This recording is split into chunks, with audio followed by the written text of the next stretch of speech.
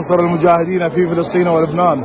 اللهم سدد رميهم يا أرحم الراحمين وأذل عدوهم. اللهم عليك باليهود والإسرائيليين. اللهم ارحم روح الشهيد البطل المجاهد سيد حسن نصر الله. اللهم آمين. اللهم اجمعه بجده محمد عليه الصلاة والسلام. اللهم اسقه شربة من يد جده رسول الله من الكوثر لا يظمأ من بعدها أبدا يا أرحم الراحمين يا الله.